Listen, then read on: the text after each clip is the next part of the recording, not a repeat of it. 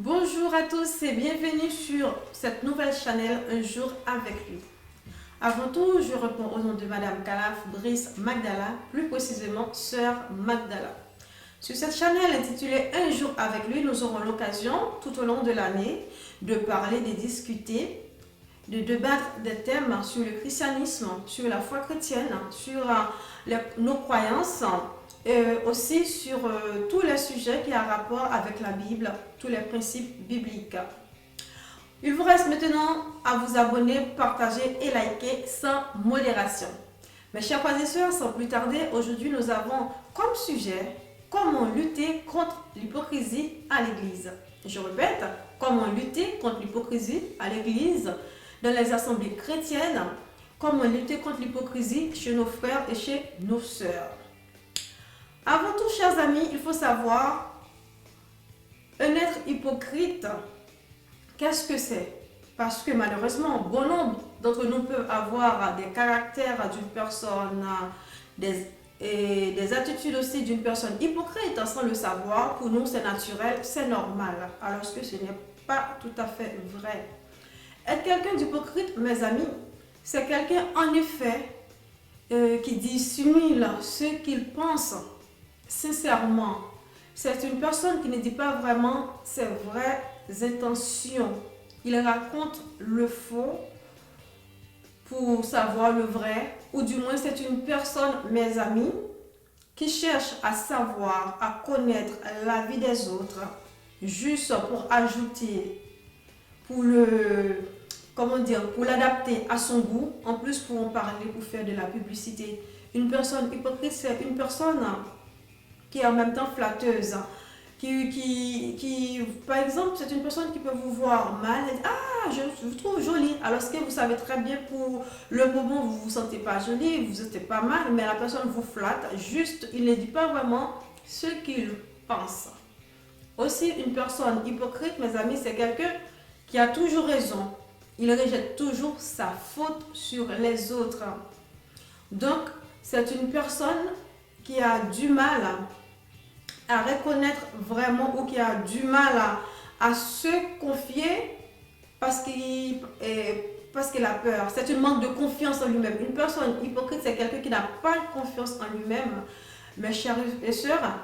Donc, il a peur de s'assumer afin d'être rejeté dans le groupe ou dans le club ou dans son environnement par les autres. Voilà, c'est quelqu'un qui prêche le faux, qui vive avec l'apparence, qui préfère l'apparence que le être. C'est une personne en fin de compte qui ne s'assume pas lui-même. C'est vraiment une personne fausse. Cependant, mes frères et sœurs, il ne faut pas confondre une personne hypocrite avec une personne qui est discrète, avec une personne qui n'aime pas parler de sa vie privée en public, avec une personne qui préfère garder des choses en secret pour lui-même au lieu de parler ça en public. Parce que vous savez très bien que le fait de parler, de raconter toutes nos vies privées en public, ça n'a pas un bon effet sur nous-mêmes, et aussi pour les gens. Les gens peuvent servir de nos secrets pour nous détruire. Malheureusement, c'est une chose vraie. Donc, il ne faut surtout pas confondre une personne hypocrite avec une personne qui préfère garder ses secrets pour lui-même. Donc, mes frères et sœurs, encore une fois, l'hypocrisie, comme nous voyons, ce n'est pas une bonne chose en soi. Ainsi, il faut savoir que le père de l'hypocrisie est Judas. On peut dire le premier hypocrite du monde est Judas. Donc, si quelqu'un pratique l'hypocrisie, cette personne ne peut pas être un enfant de Dieu, parce que Dieu n'est pas hypocrite, Dieu n'est pas fausse, Dieu est Dieu, il se présente comme il est, il ne fait pas semblant, il est dans l'être, il n'est pas dans le paraître. Ainsi, Jésus nous invite tous, ses enfants, à l'imiter. Nous devons lui ressembler. Si Jésus-Christ, il est notre Père, normalement, nous devons ressembler à lui. On est héritier de ses qualités. Donc, un enfant de Dieu ne peut pas être un enfant hypocrite, ne peut pas se comporter comme des Jézabel, ne peut pas se comporter comme n'importe qui. un enfant de Dieu reste un enfant de Dieu. C'est pour ces raisons que, en tant que chrétien, chrétienne, en tant qu'enfant de Dieu, en tant que croyant, croyante, vous devez bannir l'hypocrisie dans votre vie. Vous devez être vous-même, même si dans ce monde, même si dans la société dans laquelle nous vivons, être une personne vraie a un prix exorbitant parce que cette société nous pousse tous les jours à être de plus en plus individualiste, de plus en plus à être hypocrite, de plus en plus à être égoïste, de plus en plus à être dans le paraître, non pas le être, parce qu'on est jugé sur des points, sur notre physique, sur notre façon d'être, mais pas le être. Donc, dans ce monde, être une personne hypocrite, ça passe. Mais sachant, nous en tant qu'enfants de Dieu, que même si nous vivons dans ce monde, mais on n'est pas de ce monde, d'accord? Donc, pour être vraiment un enfant de Dieu, il faut faire ce que Dieu nous demande de faire, non pas ce que les hommes, non pas ce que cette société nous demande ou nous propose de faire pour aller bien dans cette société. Qu'est-ce que ça vaut d'être très bien dans cette société en vivant comme des hypocrites, comme des Jézabel, au lieu de préserver notre vie en Jésus-Christ? Donc, même si être vrai dans ce monde nous coûte très très cher, mais n'oublie pas que l'amour de Dieu pour nous, ainsi que la vie éternelle qu'il nous a promis, n'a pas de prix. Donc, il vaut mieux vivre normalement, être une vraie personne, que de suivre les modèles que cette société nous propose afin d'être heureuse avec eux. Ce n'est pas une bonne chose. Ce n'est pas encore une bonne chose d'être une personne hypocrite. Comme je viens de dire tout à l'heure, être un enfant hypocrite, c'est accepter Judas comme votre père. Être un enfant de Dieu, c'est accepter Dieu comme votre père et de respecter ses lois, ses principes, de respecter ses commandements. Donc, à l'église, l'hypocrisie, c'est un fléau. Cela ne devait pas exister. Mais cependant, on n'est pas parfait. Personne n'est parfait. Encore une fois, personne n'est parfaite. On a tous des qualités et des défauts.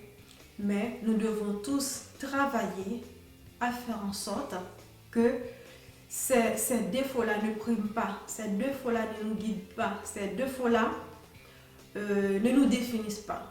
Donc, nous avons beaucoup de travail à faire. Ce n'est pas facile, certes, mais ce n'est pas impossible, en priant, en demandant la force, le courage, parce que franchement, quelqu'un qui veut être une personne vraie dans ce monde, sincèrement, c'est pas facile. C'est pas, tout nous pousse à être fausse, tout nous pousse à être dans le paraître. Mais si nous avons fermement la foi, la croyance en Dieu, que Dieu est capable, que Dieu est bon, que les commandements qu'il nous a proscrits, ce sont ces vrais commandements, ce sont ces lois, ces principes que nous devons respecter. Donc, malgré tout, nous devons avoir la capacité, le courage de surmonter cette façon d'agir, cette façon, voilà, de nous présenter, cette façon d'être comme tout le monde. N'oublie pas, en tant qu'enfant de Dieu, on n'est pas comme tous les autres. Encore une fois, on vit dans cette société, on vit dans ce monde, mais on ne fait pas partie de ce monde. On est comme, je peux dire, comme des voyageurs, comme des passants, comme des visiteurs dans ce monde. Mais ce n'est pas notre maison éternelle. Et vous sachez très bien ce que Dieu nous réserve, la vie éternelle, l'amour inconditionnel qu'il a pour nous. Nous devons baser sur cette base-là pour aller de l'avant, pour respecter les principes, pour être vrai. Donc, à l'église, croyants, croyantes, enfants de Dieu, nous devons nous aimer les uns les autres pour combattre l'hypocrisie. Nous devons nous aimer vraiment d'un amour sans prix. Nous devons nous aimer, nous donner à l'autre sans rien attendre en retour. Nous devons être humbles. Nous devons aussi pensez à ce qu'on dit que ne fais pas à autrui ce que nous voulons qu'on ne nous fasse pas. D'accord? Pour être un enfant humble, pour combattre l'hypocrisie à l'église, nous devons nous référer à la Bible. On n'a pas d'autre livre, il n'y a pas d'autre livre, il n'y a pas d'autre livre plus beau qui a tout ce qu'il faut pour nous en tant qu'enfants de Dieu que la Bible. Nous devons faire face à nous-mêmes. Déjà, nous devons rentrer en nous-mêmes pour nous connaître nous-mêmes. Qui suis-je vraiment? Est-ce ce que les autres pensent que je suis? Ou ce que Dieu dit que je suis? Ou ce que je pense que je suis? Donc, il faut essayer de répondre vraiment à cette question-là. On ne peut pas se tromper nous-mêmes. On ne peut pas. Donc, si vous ne connaissez pas vous-même, vous pouvez se définir par rapport à ce que les autres pensent que vous êtes. Mais il n'y a que Dieu. Donc, s'il n'y a que vous qui connaissez à l'intérieur de vous-même, qui vous êtes vraiment? Qu'est-ce que vous pouvez faire? Qu'est-ce que vous ne pouvez pas faire? Vous pouvez prétendre vous pouvez mener une vie de comédie, d'acteur, de faire semblant une vie d'apparence. Mais au fond, à l'intérieur de vous, vous sachez très bien qui vous êtes. N'est-ce pas vrai? Combien, par exemple, de personnes qui sont très joyeuses, qui dansent en public, qui parlent bien, qui sont très sociables en public, et chez eux, qui sont tristes, qui pleurent? Je ne peux pas en compter, il y en a tellement beaucoup. Il y en a tellement de faux semblants que voilà, je ne peux pas compter, je ne peux pas trouver un nombre exact. Mais je sais qu'il y en a beaucoup qui font toujours semblant d'être toujours dans le paraître. Oui, tout ce que je veux, je suis beau, je suis belle, etc., etc. Mais au fond, ça n'a rien à voir.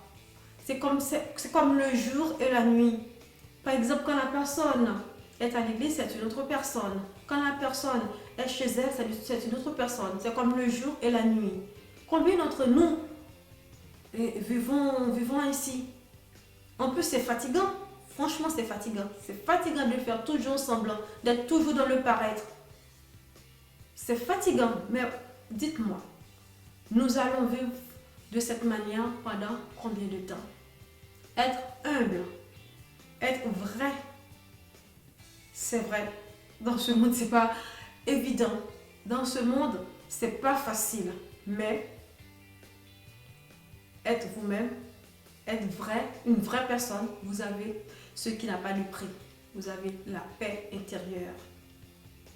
En plus, vous avez aussi la certitude que vous respectez les principes de Dieu et vous savez aussi que vous n'avez pas Judas comme père, mais vous avez Jésus-Christ, votre Dieu, votre Seigneur comme père. Et c'est à cette personne-là que nous devons ressembler. Nous devons hériter de notre papa, Seigneur Jésus-Christ. Donc, moi, si je fais un enfant, mon enfant doit me sembler physiquement et intérieurement.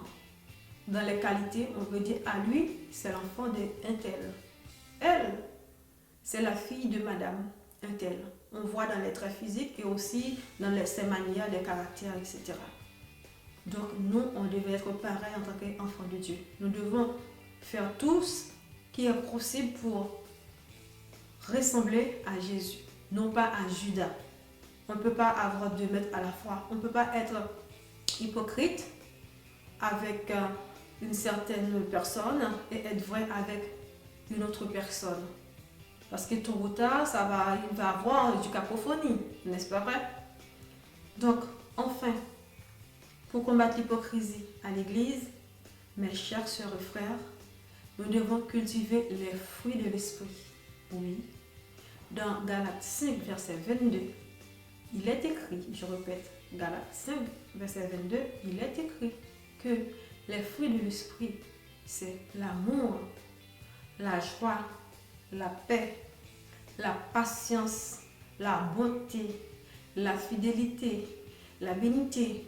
Tu peux encore aussi ajouter la patience, la douceur, la bienveillance. Quand vous cultivez ces fruits-là, j'ai bien dit cultiver, je n'ai pas dit il faut les savoir, les réciter et les mettre de côté ou les pratiquer pour un groupe de personnes et non pour l'autre groupe. Cultiver les fruits de l'esprit, pratiquer les fruits de l'esprit avec tout le monde, en toutes circonstances, en toute occasion. C'est ça les cultiver. C'est ça les respecter. Et lorsque, à l'église, lorsque dans l'assemblée chrétienne, nous nous aimons mutuellement, nous nous aimons sincèrement d'un amour agapé, ils n'auront plus de place pour l'hypocrisie. Si je savais que je pouvais aller voir ma soeur pour dire, ma soeur, écoutez, il y a telle chose chez toi que je n'aime pas. Si je savais, cette soeur-là va bien m'accueillir, va pas prendre ça au premier degré, mais essayer de rentrer en elle-même pour changer cette attitude-là, je vais aller sincèrement chez cette soeur. Mais, comme malheureusement, de nos jours, bon, depuis le monde existe, on n'est pas tous parfaits. On a des défauts et des qualités. On a peur d'aller vers l'autre. On est toujours on n'est pas dans les racines, on est toujours voilà, dans les feuilles. On n'est pas dans les, si par exemple on est un arbre, on va pas dans les racines, on va pas dans le tronc de l'arbre, mais on va rester sur les feuilles, on va flirter avec ça, on sourit, on est dans la fausseté mais on sourit. Oh bonjour ma soeur, vous savez, vous êtes très bien. Alors que vous voyez très bien que la soeur a quelque chose, mais vous n'osez pas aller. Cette soeur-là pour dire, ma soeur, écoutez, il y a telle chose, il faut essayer d'échanger ça. Parce que vous savez que la personne va prendre ça mal, très mal, la personne va vous bouder, donc vous avez peur de dire vraiment ce que vous pensez de la personne. Alors que c'est une chose qui peut aider la personne à s'améliorer, mais vous n'allez pas voir cette personne. Il y a très peu de personnes qui le fassent vraiment, très peu. C'est pas peur, hein. C'est pas peur d'être mal reçu, c'est pas peur d'être, de créer des ennemis, parce que les gens n'aiment pas, il faut le dire, la chose comme elle est. Même à l'église, nous nous aimons pas vraiment, et nous nous aimons pas quand quelqu'un vient nous critiquer pour nous dire, c'est pas des critiques négatives, mais des critiques vraies. Par exemple, de nous demander, oh ma soeur, je sais que vous aimez faire telle chose, mais voici, il y a des points à améliorer, il y a des choses que tu peux faire ou vous pouvez faire pour faire mieux votre tâche, pour accomplir mieux votre tâche. Mais si quelqu'un va...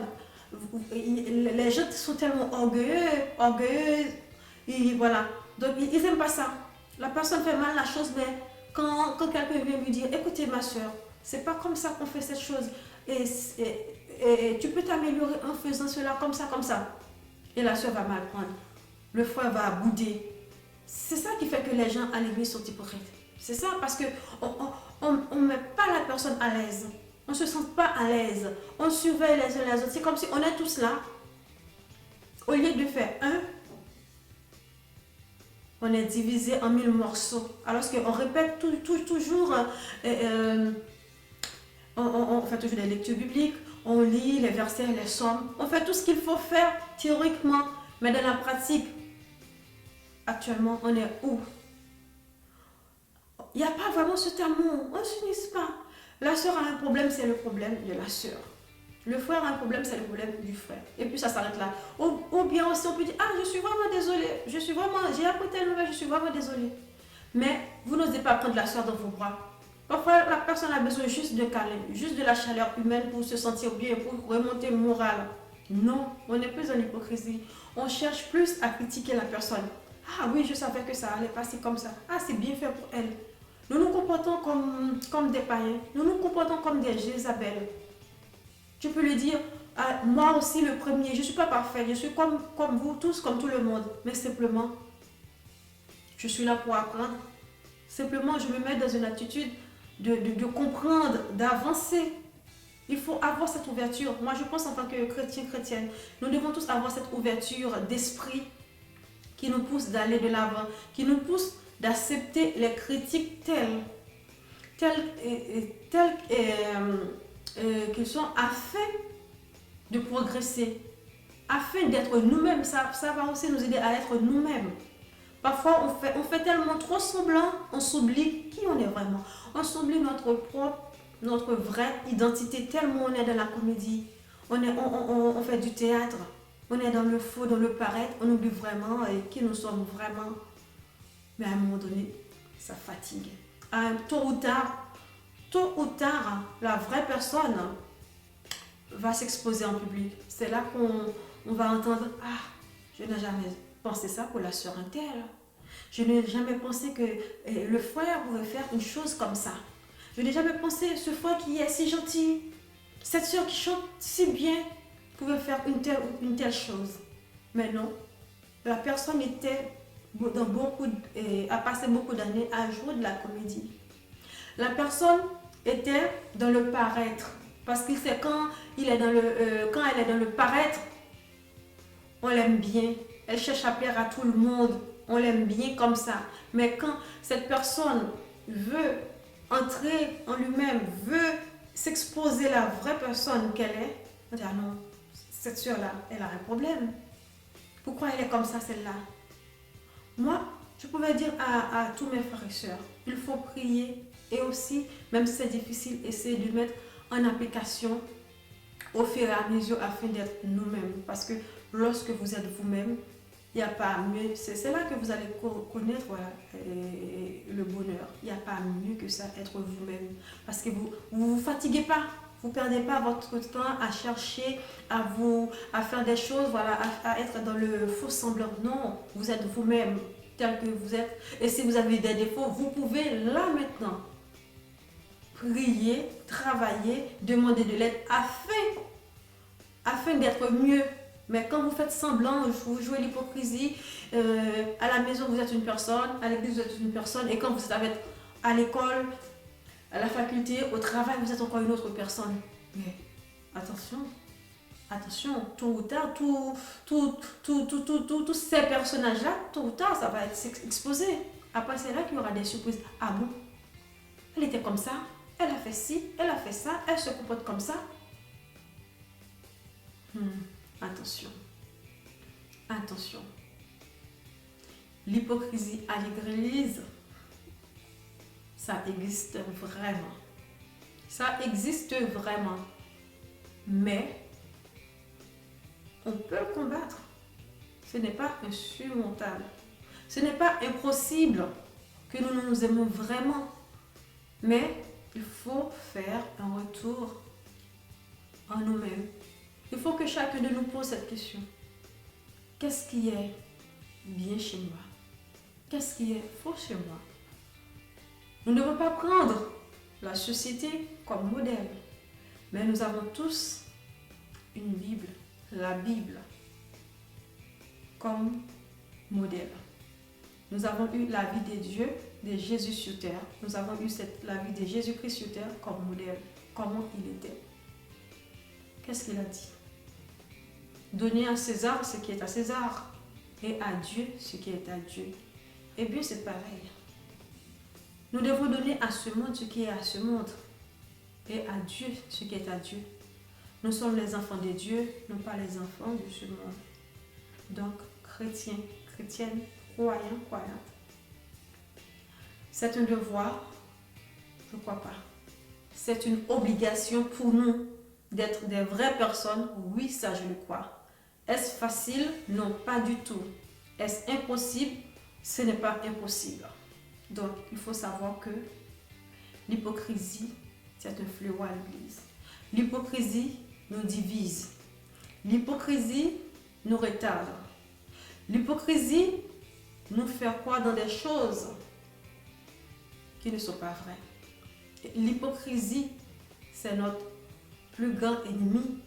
Parce que lorsqu'il y a l'hypocrisie, on a tous peur. Parce qu'on a peur que la personne en face découvre qui on est vraiment. On a peur aussi de dire qui nous sommes vraiment. Chacun est hypocrite de son côté. Donc, au fond, plus rien ne va. Plus rien ne marche. C'est pour ces raisons que vous attendez. Il y a tellement de crises à l'église, des choses qui se passent à l'église, au sein de l'église, alors que l'église qui devait être un modèle à suivre pour la société, maintenant c'est la société qui est un modèle à suivre pour les gens qui sont à l'église, pour les croyants, pour les croyantes, pour les enfants de Dieu. Donc, c'est comme si on peut dire c'est voilà, le monde à l'envers. Voilà. C'est l'enfant qui est devenu parent de ses parents et les parents sont devenus les enfants. Donc dans la maison, ça peut faire marcher comme ça. Parce que il y a ce qu'on appelle la maturité. Être chrétien, être chrétienne, il y a ce qu'on appelle la maturité. Une façon d'être, une façon de faire les choses. C'est pas en disant oui, je suis chrétien, je me suis converti et tout, etc. Non, ça c'est de la théorie. Sincèrement, on s'en fiche. Mais c'est à travers vos actions qu'on va vraiment voir qui vous êtes. D'accord? Donc, un enfant de Dieu reste un enfant de Dieu, quoi qu'il arrive. Un enfant de Dieu ne peut pas être un hypocrite. Donc, un enfant de Dieu doit travailler afin de lutter contre ces défauts-là, parce que celui qui est un hypocrite, c'est un Judas. Et vous savez tous qui est Judas. Ce n'est pas la peine que je refais une lecture, voilà, que je vous raconte l'histoire de Judas. On connaît tous l'histoire de Judas. Judas est celui, franchement, qui était bien placé, qui était le trésorier, qui connaît la maison, qui connaît ceux qui rentrent, ceux qui sortent, mais qui a décidé pour voilà, une petite poignée voilà, de pièces, voilà, de vendre le maître de la maison. Donc ne soyez pas un Judas. Restez, quoi qu'il arrive, un enfant de Dieu. Restez vrai, restez vous-même, travaillez de jour en jour à être vous-même. C'est pas facile. Tout nous pousse à être des faux. Tout nous pousse à être fausses. Tout nous pousse à vivre dans l'apparence, d'oublier l'être. Mais un enfant de Dieu connaît ses propres identités. Gardez votre caractère en Christ, quoi qu'il arrive. Et vous allez voir que Dieu va vous aider à aller de l'avant, à être vous-même et à être fier d'être vous-même. Un hypocrite, n'oublie pas que c'est quelqu'un qui ne s'assume pas, quelqu'un qui ne connaît pas ses propres identités, qui cherche à se vanter, à raconter des histoires pour être avec les autres, pour se paraître. Alors que celui qui a confiance en lui n'a pas peur de dire oui, je suis un enfant de Dieu. Oui, je pense de telle et de telle manière, même si les autres ne sont pas contents. Même si il va à l'encontre de ce que pense la majorité, il reste lui-même fidèle à ses propres valeurs. Amen. Que Dieu vous bénisse. N'oubliez surtout pas de vous abonner, partager, afin que nous avancions ensemble dans la paix du Seigneur.